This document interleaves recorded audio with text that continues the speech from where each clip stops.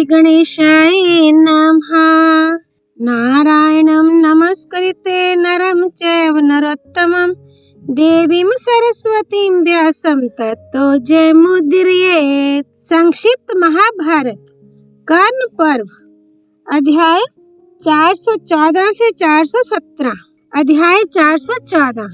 उलूक, युयुत्सु, श्रुतकर्मा, शतानीक, शकुनी, सुतसोम और शिखंडी कृतवर्मा में द्वंद्व युद्ध, अर्जुन के द्वारा अनेकों वीरों का संहार तथा दोनों ओर की सेनाओं में घमासान युद्ध। संजय ने कहा, राजन, एक और आपका पुत्र युयुत्सु कौरवों की भारी सेना को खदेड़ रहा था। ये देखकर उलूक बड़ी फुर्ती से उसके सामने आया। उसने क्रोध में भरकर एक क्षुप्र से युयुत्सु का धनुष काट डाला और कर्णी बाण से उसे भी घायल कर दिया। युयुत्सु ने तुरंत ही दूसरा धनुष उठाया और 60 बाणों से उलूक पर एवं 3 से उसके सारथी पर वार करके फिर उसे अनेकों बाणों से बींध डाला। इस पर उलूक ने युयुत्सु को 20 बाणों से घायल कर उसकी ध्वजा को काट डाला। एक भल से उसके सारथी का सिर उड़ा दिया, चारों घोड़ों को धराशायी कर दिया और फिर 5 बाणों से उसे भी बींध डाला। महाबली उलूक के प्रहार से युयुत्सु बहुत ही घायल हो गया और एक दूसरे रथ पर चढ़कर तुरंत ही वहां से भाग गया। इस प्रकार युयुत्सु को परास्त करके उलूक झटपट पांचाल और संजय वीरों की ओर चला गया। दूसरी ओर आपके पुत्र श्रुतकर्मा ने शतानीक के रथ, सारथी और घोड़ों को नष्ट कर दिया। तब महारथी शतानीक ने क्रोध में भरकर उस अश्वहीन रथ में से ही आपके पुत्र पर एक गदा फेंकी। वह उसके रथ, सारथी और घोड़ों को भस्म करके पृथ्वी पर जा पड़ी। इस प्रकार ये दोनों ही वीर रथहीन होकर एक दूसरे की ओर देखते हुए रणांगन से खिसक गए। इसी समय शकुनी ने अत्यंत पैने बाणों से सुतसोम को घायल कर दिया, किंतु इससे वह तनिक भी विचलित नहीं हुआ। उसने अपने पिता के परम शत्रु को सामने देखकर उसे हजारों बाणों से आच्छादित कर दिया, किंतु शकुनी ने दूसरे बाण छोड़कर उसके सभी तीरों को काट डाला। इसके बाद उसने सुतसोम के सारथी, ध्वजा और घोड़ों को भी तिल तिल करके काट डाला। तब सुतसोम अपना श्रेष्ठ धनुष लेकर रथ से कूदकर पृथ्वी पर खड़ा हो गया और बाणों की वर्षा करके आग के साले के रथ को आच्छादित करने लगा, किंतु शकुनी ने अपने बाणों की बौछार से उन सब बाणों को नष्ट कर दिया। फिर अनेकों तीखे तीरों से उसने सुतसोम के धनुष और तरकसों को भी काट डाला। अब सुतसोम एक तलवार लेकर भ्रांत, उद्भ्रांत, आविद, अपलुत, प्लुत, श्रित, संपात और समुद्दीर्ण आदि 14 गतियों से उसे सब और घुमाने लगा। इस समय उस पर जो बाण छोड़ा जाता था उसे ही वह तलवार से काट डालता था। इस पर शकुनी ने अत्यंत कुपित होकर उस पर सर्पों के समान विषैले बाणों की वर्षा आरंभ कर दी, परंतु सुतसोम ने अपने शस्त्र कौशल और पराक्रम से उन सबको काट डाला। इसी समय शकुनी ने एक पैने बाण से उसकी तलवार के 2 टुकड़े कर दिए। सुतसोम ने अपने हाथ में रहे हुए तलवार के आधे भाग को ही शकुनी पर खींचकर मारा। वह उसके धनुष और धनुष की डोरी को काटकर पृथ्वी पर जा पड़ा। इसके बाद वह फुर्ती से श्रुतकीर्ति के रथ पर चढ़ गया तथा शकुनी भी एक दूसरा भयानक धनुष लेकर अनेकों शत्रुओं का संहार करता हुआ दूसरे स्थान पर पांडवों की सेना के साथ संग्राम करने लगा। दूसरी ओर शिखंडी कृतवर्मा से भिड़ा हुआ था। उसने उसकी हंसली में 5 तीक्ष्ण बाण मारे। इस पर महारथी कृतवर्मा ने क्रोध में भरकर उस पर 60 बाण छोड़े और फिर हंसते हंसते एक बाण से उसका धनुष काट डाला। महाबली शिखंडी ने तुरंत ही दूसरा धनुष ले लिया और उससे कृतवर्मा पर अत्यंत तीक्ष्ण 90 बाण छोड़े। वे उसके कवच से टकराकर नीचे गिर गए। तब उसने एक पैने बाण से कृतवर्मा का धनुष काट डाला तथा उसकी छाती और भुजाओं पर 80 बाण छोड़े। इससे उसके सब अंगों से रुधिर बहने लगा। अब कृतवर्मा ने दूसरा धनुष उठाया और अनेकों तीखे बाणों से शिखंडी के कंधों पर प्रहार किया। इस प्रकार वे दोनों वीर एक दूसरे को घायल करके लहूलुहान हो रहे थे। तथा दोनों ही एक दूसरे के प्राण लेने पर तुले हुए थे। इसी समय कृतवर्मा ने शिखंडी का प्राणांत करने के लिए एक भयंकर बाण छोड़ा। उसकी चोट से वह तत्काल मूर्छित हो गया और विवल होकर अपनी ध्वजा के डंडे के सहारे बैठ गया। ये देखकर उसका सारथी उसे तुरंत ही रणभूमि से हटा ले गया। इससे पांडवों की सेना के पैर उखड़ गए और वह इधर उधर भागने लगी। महाराज, इस समय अर्जुन आपकी सेना का संहार कर रहे थे। आपकी ओर से त्रिगर्त, शिबी, कौरव, शाल्व, संशप्तक और नारायणी सेना के वीर उनसे टक्कर ले रहे थे। सत्यसेन, चंद्रदेव, मित्रदेव, सुतंजय, सौश्रुति, चित्रसेन, मित्रवर्मा और भाइयों से घिरा हुआ त्रिगर्त राज, ये सभी वीर संग्राम भूमि में अर्जुन पर तरह तरह के बाण समूहों की वर्षा कर रहे थे। योद्धा लोग अर्जुन से सैकड़ों और हजारों की संख्या में टक्कर लेकर लुप्त हो जाते थे। इसी समय उन पर सत्यसेन ने 3, मित्रदेव ने 63, चंद्रदेव ने 7, मित्रवर्मा ने 73, सौश्रुति ने 7, शत्रुंजय ने 20 और सुशर्मा ने 9 बाण छोड़े। इस प्रकार संग्राम भूमि में अनेकों योद्धाओं के बाणों से बिंदकर अर्जुन ने बदले में उन सभी राजाओं को घायल कर दिया। उन्होंने 7 बाणों से सौश्रुति को, 3 से सत्यसेन को, 20 से शत्रुंजय को, 8 से चंद्रदेव को, 100 से मित्रदेव को, 3 से श्रुतसेन को, 9 से मित्रवर्मा को और 8 से सुशर्मा को बींद कर अनेकों तीखे बाणों से शत्रुंजय को मार डाला। सौश्रुति का सिर धड़ से अलग कर दिया। इसके बाद फौरन ही चंद्रदेव को अपने बाणों से यमराज के घर भेज दिया और फिर 5-5 बाणों से दूसरे महारथियों को आगे बढ़ने से रोक दिया। इसी समय सत्यसेन ने क्रोध में भरकर श्री कृष्ण पर एक विशाल तोमर फेंका और बड़ी भीषण गर्जना की। वह तोमर उनकी दाईं भुजा को घायल करके पृथ्वी पर जा पड़ा। इस प्रकार श्री कृष्ण को घायल हुआ देख महारथी अर्जुन ने अपने तीखे बाणों से सत्यसेन की गति रोककर फिर उसका कुंडल मंडित विशाल मस्तक धड़ से अलग कर दिया। इसके बाद उन्होंने अपने पहने बाणों से मित्रवर्मा पर आक्रमण किया तथा एक तीखे वस्त दंत से उसके सारथी पर चोट की। फिर महाबली अर्जुन ने सैकड़ों बाणों से संशप्तकों पर वार किया और उनमें से सैकड़ों हजारों वीरों को धराशायी कर दिया। उन्होंने एक शूर्पण से मित्रसेन का मस्तक उड़ा दिया और सुशर्मा की हंसली पर चोट की। इस पर सारे संशप्तक वीर उन्हें चारों ओर से घेर कर तरह तरह के शस्त्रों से पीड़ित करने लगे। अब महारथी अर्जुन ने इंद्रास्त्र प्रकट किया। उसमें से हजारों बाण निकलने लगे, जिनकी चोट से अनेकों राजकुमार, क्षत्रिय वीर और हाथी घोड़े पृथ्वी पर लोटपोट हो गए। इस प्रकार जब धनुर्धर धनंजय संशप्तकों का संहार करने लगे तो उनके पैर उखड़ गए। उनमें से अधिकांश वीर पीठ दिखाकर भाग गए। इस प्रकार वीरवर अर्जुन ने उन्हें रणांगण में परास्त कर दिया। राजन, दूसरी ओर महाराज युधिष्ठिर बाणों की वर्षा कर रहे थे। उनका सामना स्वयं राजा दुर्योधन ने किया। धर्मराज ने उसे देखते ही बाणों से बीन डाला। इस पर दुर्योधन ने 9 बाणों से युधिष्ठिर पर और एक भल से उनके सारथी पर चोट की। तब तो धर्मराज ने दुर्योधन पर 13 बाण छोड़े। उनमें से 4 से उसके चारों घोड़ों को मारकर 5वें से सारथी का सिर उड़ा दिया, 6ठे से उसकी ध्वजा काट डाली, 7वें से धनुष के टुकड़े कर दिए, 8वें से तलवार काटकर पृथ्वी पर गिरा दी और शेष 5 बाणों से स्वयं दुर्योधन को पीड़ित कर डाला। अब आपका पुत्र उस अश्वहीन रथ से कूद पड़ा। दुर्योधन को इस प्रकार विपत्ति में पड़ा देखकर कर्ण, अश्वत्थामा और कृपाचार्य आदि योद्धा उसकी रक्षा के लिए आ गए। इसी समय सब पांडव लोग भी महाराज युधिष्ठिर को घेरकर संग्राम भूमि में बढ़ने लगे। बस अब दोनों ओर से खूब संग्राम होने लगा। दोनों ही पक्ष के वीर धर्म के अनुसार एक दूसरे पर प्रहार करते थे। जो कोई पीठ दिखाता था उस पर कोई चोट नहीं करता था। राजन, इस समय योद्धाओं में बड़ी मुक्का मुक्की और हाथापाई हुई। वे एक दूसरे के केश पकड़कर खींचने लगे। युद्ध का जोर यहाँ तक बढ़ा कि अपने पराये का ज्ञान भी लुप्त हो गया। इस प्रकार जब घमासान युद्ध होने लगा तो योद्धा लोग तरह तरह के शस्त्रों से अनेक प्रकार से एक दूसरे के प्राण लेने लगे। रणभूमि में सैकड़ों हजारों कबंध खड़े हो गए। उनके शस्त्र और कवच खून में लथपथ हो रहे थे। इस समय योद्धाओं को यद्यपि अपने प्राय का ज्ञान नहीं रहा था, तो भी वे युद्ध को अपना कर्तव्य समझकर विजय की लालसा से बराबर जूझ रहे थे।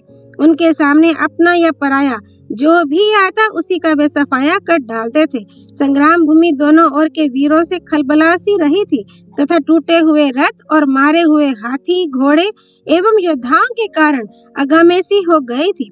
वहाँ क्षण में खून की नदी बहने लगती थी।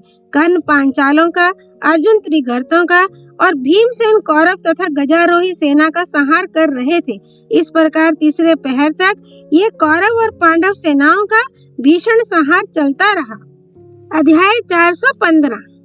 दुर्योधन और कर्ण का राजा युधिष्ठिर, अर्जुन एवं सात्यकी के साथ संग्राम। राजा धृतराष्ट्र ने पूछा, संजय, तुमने कहा कि युधिष्ठिर ने महारथी दुर्योधन को रथहीन कर दिया था, सो उसके बाद उन दोनों का किस प्रकार युद्ध हुआ? इसके सिवा तीसरे पहर का रोमांचकारी युद्ध भी कैसे कैसे हुआ? ये सब वृतांत तुम मुझे सुनाओ।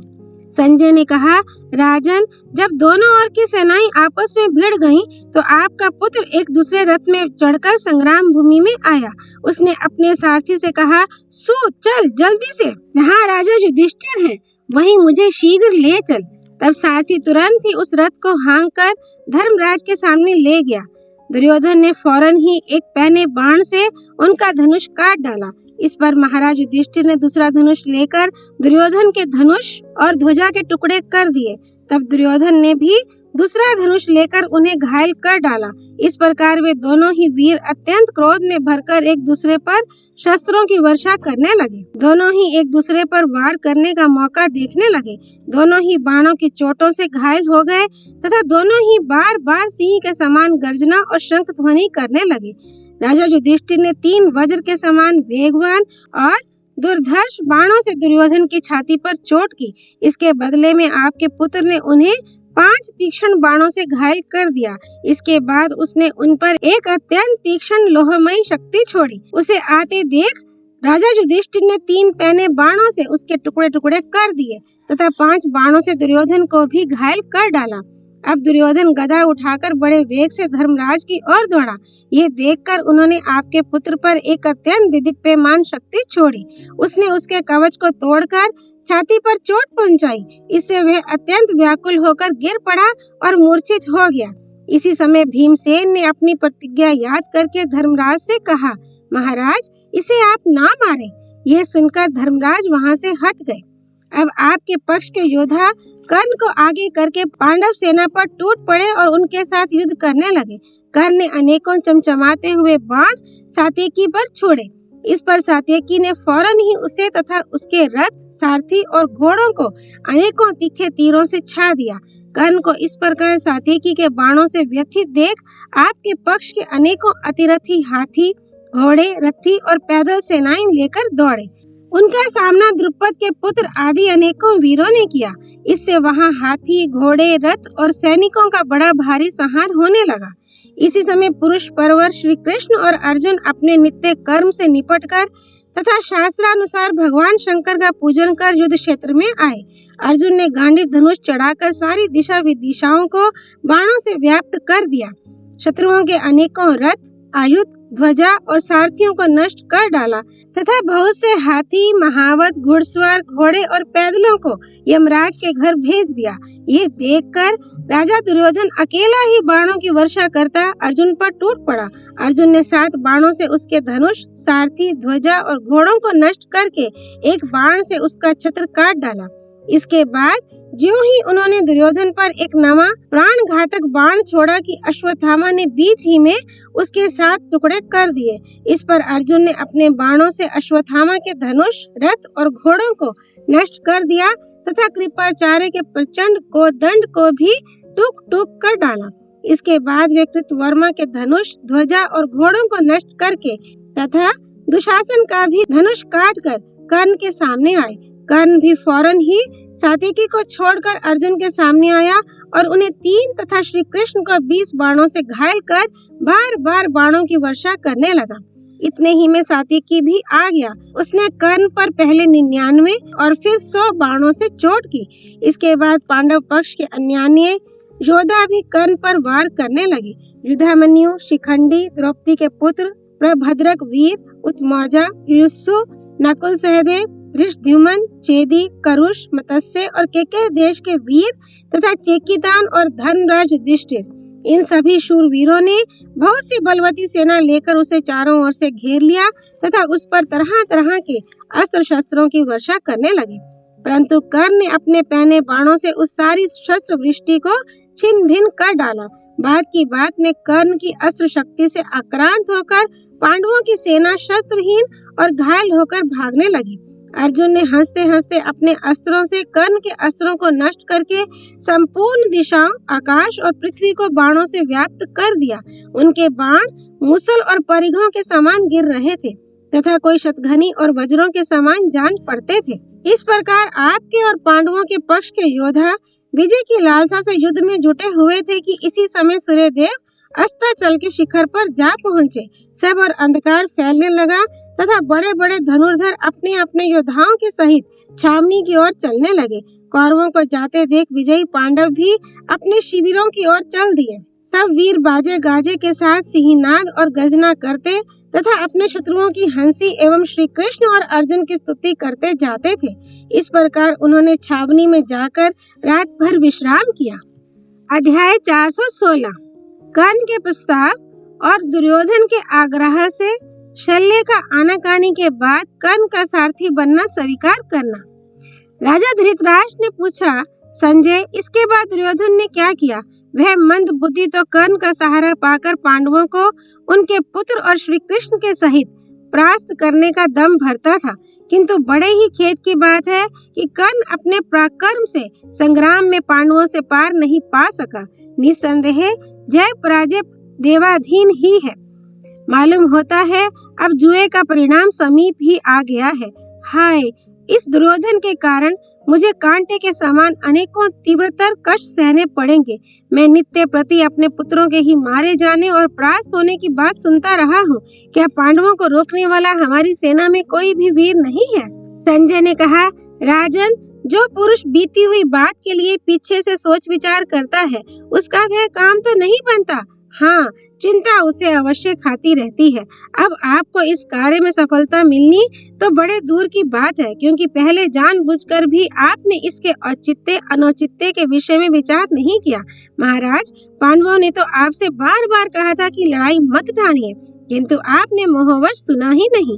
आपने पांडवों के ऊपर बड़े बड़े जुल्म किए हैं। इस समय भी आप ही के कारण यह राजाओं का घोर संहार हो रहा है। परंतु जो बात बीत गई उसके विषय में आप चिंता ना करें। अब जिस प्रकार वह भयंकर संहार हुआ वह सुनिए।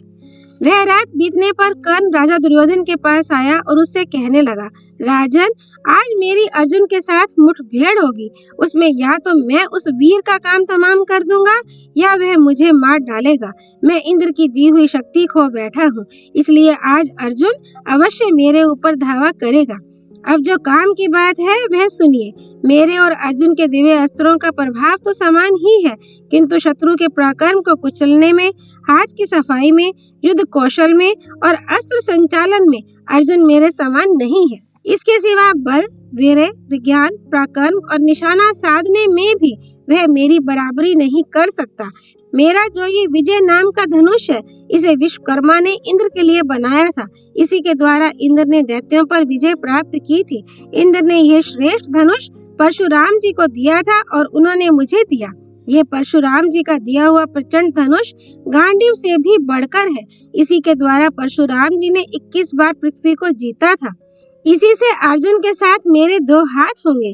आज संग्राम भूमि में विजयी वीर अर्जुन को धराशायी करके मैं आपको और आपके बंधु बांधवों को आनंदित करूंगा। जिस प्रकार धर्म में पूर्ण अनुराग रखने वाले संयमी पुरुष का कार्य में सफलता पाना स्वाभाविक ही है, उसी प्रकार ऐसा कोई काम नहीं है जिसे मैं आपके लिए ना कर सकूं। परंतु जिस बात में मैं अर्जुन से कम हूँ वह भी मुझे अवश्य बता देनी चाहिए।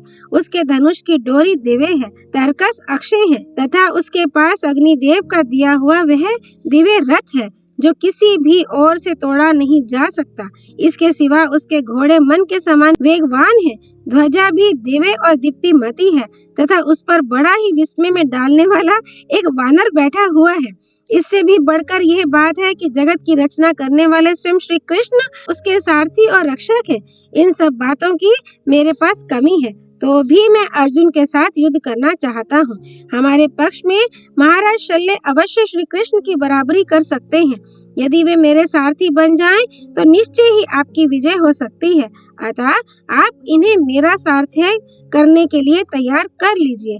इसके सिवा कई छकड़े मेरे लिए बाण लेकर चले तथा बढ़िया घोड़ों से जुते हुए कई उत्तम उत्तम रथ मेरे पीछे पीछे चले, जिससे कि आवश्यकता होने पर मैं तुरंत दूसरा रथ बदल सकूं। महाराज शल्य श्री कृष्ण के समान ही अश्वविद्या के मर्मज्ञ हैं। यदि ये मेरे सारथी हो जाएं, तो मेरा रथ श्री कृष्ण के रथ से भी बढ़ जाए। फिर तो इंद्र के सहित देवताओं का भी मेरे सामने आने का साहस नहीं होगा। बस मैं आपसे इतना प्रबंध कराना चाहता हूँ। फिर मैं संग्राम भूमि में जो काम करके दिखाऊंगा वह आप देखेंगे ही। अजी, फिर तो जो भी पांडव वीर संग्राम में मेरे सामने आवेंगे, उन्हें मैं सर्वथा परास्त करके ही छोड़ूंगा। संजय ने कहा, जब कर्ण ने आपके पुत्र से इस प्रकार कहा, तो उसने प्रसन्नचित्त से उसकी प्रशंसा करते हुए कहा, कर्ण, तुम्हारा जैसा विचार है मैं वैसा ही करूंगा। छकड़े तुम्हारे बाण लेकर चलेंगे तथा हम सब राजा लोग तुम्हारे पीछे पीछे चलेंगे। राजन, कर्ण से ऐसा कहकर आपका पुत्र बड़ी विनय से महारथी शल्य के पास गया और उनसे प्रेम पूर्वक कहने लगा, मद्रेश्वर, आप सत्यव्रत, महाभाग और वक्ताओं में अग्रगण्य हैं। मैं सिर झुकाकर अत्यंत विनय के साथ आपसे एक प्रार्थना करता हूँ। आप अर्जुन के नाश और मेरे हित के लिए केवल प्रेम के ही नाते कर्ण का सारथ्य करना स्वीकार कर लीजिए। आपके सारथी बन जाने पर राधा पुत्र कर्ण मेरे शत्रुओं को परास्त कर देगा। आपके सिवा कर्ण के घोड़ों की रास पकड़ने योग्य कोई दूसरा व्यक्ति नहीं है। आप संग्राम में साक्षात श्री कृष्ण के समान हैं। अतः जिस प्रकार त्रिपुर युद्ध के समय ब्रह्मा जी ने भगवान शंकर की सहायता की थी, तथा जैसे श्री कृष्ण संपूर्ण आपत्तियों में अर्जुन की रक्षा करते हैं, उसी प्रकार आप कर्ण की रक्षा कीजिए। आरंभ में ही शत्रुओं की सैन्य शक्ति कम होने पर भी उन्होंने हमारी बहुत सी सेना को नष्ट कर डाला था। फिर इस समय की तो बात ही क्या है। इसलिए अब आप ऐसा उपाय कीजिए जिससे पांडव लोग मेरी रही सही सेना का संहार ना कर सके। पहले संग्राम भूमि में अर्जुन इस प्रकार शत्रुओं का संहार नहीं कर सकता था, किंतु अब श्री कृष्ण का साथ हो जाने से ही उसकी इतनी शक्ति बढ़ गई है। अब पांडवों की सेना में आपके और कर्ण के हिस्से का ही भाग रह गया है। उसे आप कर्ण के साथ मिलकर आज एक साथ नष्ट कर दीजिए। आप कोई ऐसी युक्ति कीजिए जिससे पांचाल और सृंजियों के सहित कुंती के पुत्र शीघ्र ही नष्ट हो जाएं। कर्ण रथियों में श्रेष्ठ है और आप सारथियों में सर्वोत्तम है। आप दोनों का सा संयोग संसार में ना कभी हुआ है ना होगा ही। जिस प्रकार श्री कृष्ण सब अवस्थाओं में अर्जुन की रक्षा करते हैं, उसी प्रकार आप कर्ण की रक्षा कीजिए। आपके सारथी बन जाने पर तो कर्ण इंद्र और समस्त देवताओं के लिए भी अजय हो जाएगा। फिर पांडवों की तो बात ही क्या है। दुर्योधन की यह बात सुनकर शल्य एकदम क्रोध में भर गए। उनकी भौहों में बल पड़ गए तथा हाथ बार बार कांपने लगे। उन्हें अपने कुल, ऐश्वर्य, विद्या और बल का बड़ा गर्व था। इसलिए उन्होंने क्रोध से आंखें लाल करके कहा, दुर्योधन, अवश्य ही तुम या तो मेरा अपमान कर रहे हो या तुम्हें मेरे प्रति संदेह है। इसी से तुम मुझे सारथी का काम करने की आज्ञा दे रहे हो। तुम कर्ण को हमारी अपेक्षा भी श्रेष्ठ समझकर उसकी प्रशंसा करते हो, किंतु मैं उसे संग्राम में अपने समान नहीं समझता। तुम जो बड़े से बड़ा वीर हो, उसे मेरे हिस्से में कर दो। मैं उसे संग्राम में जीतकर अपने घर चला जाऊंगा, अथवा आज मैं अकेला ही युद्ध करूंगा। तब तुम शत्रुओं का संहार करते समय मेरा पराक्रम देख लेना। जरा मेरी इन वज्र के समान मोटी और गंठीली भुजाओं को तो देखो, तथा मेरे विचित्र धनुष, सर्प के सदृश बाण और सुवर्ण पत्र से मड़ी हुई गदा पर तो दृष्टि डालो। मैं अपने तेज से सारी पृथ्वी को फोड़ सकता हूँ, पर्वतों को छिन्न भिन्न कर सकता हूँ और समुद्रों को सुखा सकता हूँ। इस प्रकार शत्रुओं का दमन करने में पूर्णतया समर्थ होने पर भी तुम मुझे इस नीच सूत पुत्र के सारथ्य का काम करने की आज्ञा कैसे दे रहे हो। मैं इस नीच की अपेक्षा सभी प्रकार श्रेष्ठ हूँ, इसलिए उसका दासत्व करने को कभी तैयार नहीं हो सकता। जो पुरुष प्रेमवश अपने आश्रित हुए किसी श्रेष्ठ व्यक्ति को नीच पुरुष के अधीन कर देता है, उसे उच्च को नीच और नीच को उच्च करने का पाप लगता है। ब्रह्मा ने ब्राह्मणों को अपने मुख से, क्षत्रियों को भुजाओं से, वैश्यों को जंघाओं से तथा शूद्रों को पैरों से उत्पन्न किया है, ऐसा श्रुति का मत है।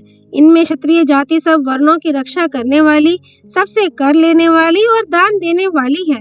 ब्राह्मणों का काम यज्ञ कराना, पढ़ाना और विशुद्ध दान लेना है। कृषि, गोपालन और धर्मानुसार दान देना वैश्यों का कर्म है तथा शूद्र लोग ब्राह्मण, क्षत्रिय और वैश्यों की सेवा के काम में नियुक्त किए गए हैं। ये बात तो मैंने बिल्कुल नहीं सुनी कि क्षत्रिय शूद्र की सेवा करे। मैंने राज ऋषियों के वंश में जन्म लिया है। मेरे मस्तक पर शास्त्रानुसार राज्याभिषेक किया गया है। लोग मुझे महारथी कहते हैं और वंदीजन मेरी स्तुति किया करते हैं। ऐसा होकर भी मैं सूत पुत्र का सारथी करूं, ये मेरे वश की बात नहीं है। इस प्रकार अपमानित होकर तो मैं किसी प्रकार युद्ध नहीं कर सकूंगा।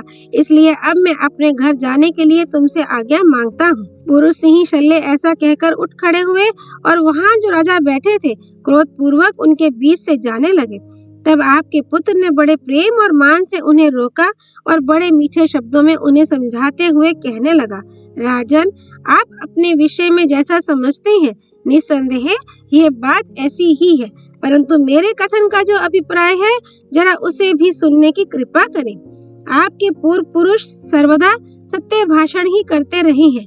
मैं समझता हूँ इसी से आप आर्तायनी कहलाते हैं तथा आप अपने शत्रुओं के लिए शल्य, कांटे के समान हैं। इसी से पृथ्वी तल में शल्य नाम से विख्यात है। आप धर्मज्ञ हैं और पहले मेरा प्रिय करने का वचन दे चुके हैं, अतः अब अपने उसी वचन का पालन करने की कृपा कीजिए। आपकी अपेक्षा ना तो कर्ण बलवान है और ना मैं ही हूँ, तो भी अश्वविद्या के सर्वश्रेष्ठ ज्ञाता होने के कारण मैं आपसे ऐसी प्रार्थना कर रहा हूँ। कर्ण शस्त्र विद्या में अर्जुन से श्रेष्ठ है और आप अश्वविद्या में श्री कृष्ण से बढ़ चढ़ कर हैं। इस पर राजा शल्य ने कहा, दुर्योधन, तुम सब सेना के सामने मुझे श्री कृष्ण से भी बढ़कर बता रहे हो, इससे मैं तुम्हारे ऊपर प्रसन्न हूँ। अच्छा लो, मैं कर्ण का सारथ्य करना स्वीकार किए लेता हूँ, किंतु कर्ण के साथ मेरी एक शर्त रहेगी, वह ये कि युद्ध के समय मैं उससे चाहे जैसी बात कह सकूंगा उसमें वह किसी प्रकार की आपत्ति ना करे। इस पर कर्ण और आपके पुत्र ने बहुत अच्छा ऐसा कहकर शल्य की शर्त स्वीकार कर ली। अध्याय 417 त्रिपुरों की उत्पत्ति और उनके नाश का प्रसंग। दुर्योधन ने कहा, महाराज शल्य, पूर्व काल में महर्षि मार्कंडेय ने मेरे पिताजी से एक उपाख्यान कहा था, वह सब कथा मैं आपको सुनाता हूँ, उसे सुनिए और मैंने जो प्रार्थना की है उसके विषय में किसी प्रकार का विचार ना कीजिए। पहले तारकामय नाम का एक संग्राम हुआ था, उसमें देवताओं ने दैत्यों को परास्त कर दिया। उस समय तारक दैत्य के ताराक्ष, कमलाक्ष और विद्युन्माली नाम के 3 पुत्र थे। उन्होंने कठोर नियमों का पालन करते हुए बड़ी ही भीषण तपस्या की और अपने शरीरों को बिल्कुल सुखा दिया। उनके संयम, तप, नियम और समाधि से पितामह ब्रह्मा जी प्रसन्न हो गए और उन्हें वर देने के लिए पधारे। उन तीनों दैत्यों ने सर्वलोकेश्वर श्री ब्रह्मा जी को प्रणाम किया और उनसे कहा, पितामह, आप हमें ऐसा वर दीजिए कि हम 3 नगरों में बैठकर इस सारी पृथ्वी पर आकाश मार्ग से विचरते रहें। इस प्रकार 1000 वर्ष बीतने पर हम एक जगह मिले। उस समय जब हमारे तीनों पुर मिलकर एक हो जाएं, तो उस समय जो देवता उन्हें एक ही बाण से नष्ट कर सके वही हमारी मृत्यु का कारण हो। इस पर श्री ब्रह्मा जी ऐसा ही हो, ये कहकर अपने लोक को चले गए। ब्रह्मा जी से ऐसा वर पाकर वे दैत्य बड़े प्रसन्न हुए। उन्होंने आपस में सलाह करके मय दानव के पास जाकर 3 नगर बनाने को कहा। मतिमान मय ने अपने तप के प्रभाव से 3 पुर तैयार किए। उनमें एक सोने का, एक चांदी का और एक लोहे का था। सोने का नगर स्वर्ग में, चांदी का अंतरिक्ष में और लोहे का पृथ्वी में रहा। ये तीनों ही नगर इच्छा अनुसार आ जा सकते थे। इनमें से प्रत्येक की लंबाई चौड़ाई 100 योजन थी। इनमें आपस में सटे हुए बड़े बड़े भवन और खुली हुई सड़कें थी तथा अनेकों प्रासादों और राजद्वारों से इनकी बड़ी शोभा हो रही थी। इन नगरों के अलग अलग राजा थे। स्वर्णमय नगर तारकाक्ष का था, रजतमय कमलाक्ष का और लोहमय विद्युन्माली का। इन तीनों दैत्यों ने अपने शस्त्र बल से तीनों लोकों को अपने काबू में कर लिया। इन दैत्यों के पास जहाँ तहाँ से करोड़ों दानव योद्धा आकर एकत्रित हो गए। इन तीनों पुरों में रहने वाला जो पुरुष जैसी इच्छा करता उसकी उस कामना को मयासुर अपनी माया से उसी समय पूरी कर देता था। तारकाक्ष के हरि नाम का एक महाबली पुत्र था। उसने बड़ी कठोर तपस्या की। इससे ब्रह्मा जी उस पर प्रसन्न हो गए उन्हें संतुष्ट देखकर हरि ने यह वर मांगा कि हमारे नगर में एक ऐसी बावड़ी बन जाए कि जिसमें डालने पर शस्त्र से घायल हुए योद्धा और भी अधिक बलवान हो जाएं। इस प्रकार ब्रह्मा जी से वर पाकर तारकाक्ष के पुत्र हरि ने अपने नगर में एक मुर्दों को जीवित कर देने वाली बावड़ी बनवाई। दैत्य लोग जिस रूप और जिस वेश में मरते थे, उस बावड़ी में डालने पर वे उसी रूप उसी वेश में जीवित होकर निकल आते थे। इस प्रकार उस बावड़ी को पाकर वे सारे लोगों को कष्ट देने लगे तथा अपनी घोर तपस्या से सिद्धि पाकर वे देवताओं के भय की वृद्धि करने लगे। युद्ध में उनका किसी भी प्रकार नाश नहीं हो सकता था। अब तो वे लोभ और मोह से अंधे होकर एकदम मतवाले हो गए।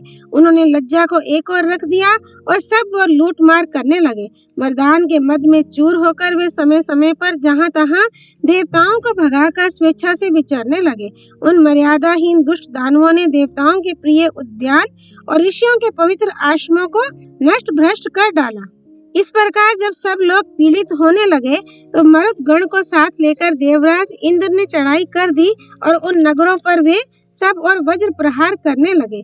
किंतु जब वे ब्रह्मा जी के वर के प्रभाव से उन अभेद्य नगरों को तोड़ने में समर्थ न हुए तो भयभीत होकर अनेकों देवताओं को साथ ले ब्रह्मा जी के पास गए और उन्हें दैत्यों के कारण मिलने वाले अपने कष्टों की कहानी सुनाई। इस प्रकार सारा हाल सुनाकर उन्होंने प्रणाम करके ब्रह्मा जी से उनके वध का उपाय पूछा। देवताओं की सब बातें सुनकर भगवान ब्रह्मा जी ने कहा, जो दैत्य तुम लोगों को दुख दे रहा है वह तो मेरा अपराध करने में भी नहीं चूकता, इसमें संदेह नहीं। मैं सब प्राणियों के लिए समान हूँ, परंतु मेरा नियम है कि अधर्मियों का तो नाश ही करना चाहिए। इसके लिए उन तीनों नगरों को एक ही बाण से तोड़ना होगा, किंतु इस काम को करने में श्री महादेव जी के सिवा और कोई समर्थ नहीं है। इसलिए तुम सब उनके पास जाकर ये वर मांगो, वे अवश्य उन दैत्यों को मार डालेंगे। ब्रह्मा जी की यह बात सुनकर इंद्र आदि सब देवता उन्हीं के नेतृत्व में श्री महादेव जी के शरण में गए। भगवान शंकर अपने शरणापनों को भय के समय अभेदान करने वाले और सबके आत्म स्वरूप हैं। उनके पास जाकर वे सब उनकी स्तुति करने लगे। तब उन्हें तेजो राशि पार्वती पति श्री महादेव जी का दर्शन हुआ। सभी ने पृथ्वी पर सिर रखकर उन्हें प्रणाम किया और महादेव जी ने आशीर्वाद द्वारा सत्कार करके सबको उठाया। फिर वे मुस्कुराते हुए कहने लगे, कहो कहो तुम्हारी क्या इच्छा है। भगवान की आज्ञा पाकर देवता लोग स्वस्थ चित्त होकर कहने लगे, देवाधिदेव आपको नमस्कार है। प्रजापति भी आपकी स्तुति करते हैं और सबने भी आपकी स्तुति की है। आप सभी की स्तुति के पात्र हैं और सभी आपकी स्तुति करते हैं। शंभो, हम आपको नमस्कार करते हैं।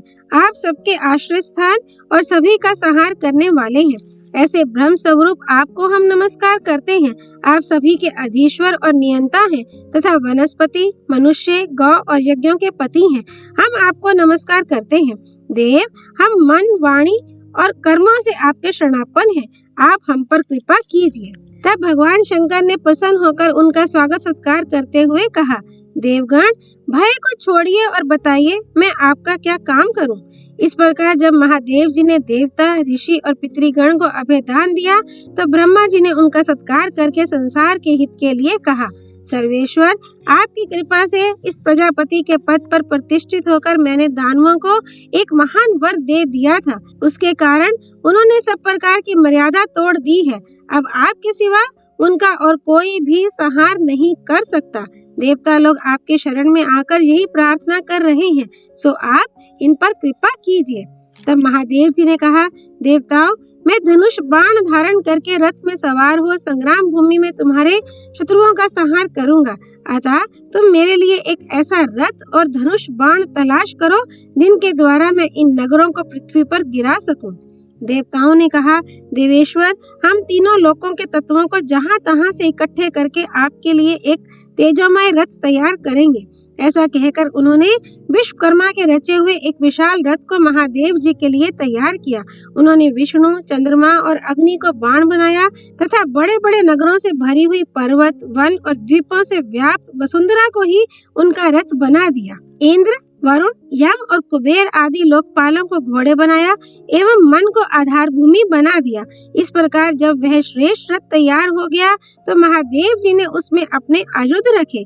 ब्रह्मदंड, कालदंड, रुद्रदंड और ज्वर, ये सब और मुख किए उस रथ की रक्षा में नियुक्त हुए। अथर्वा और अंगिरा उनके चक्र रक्षक बने।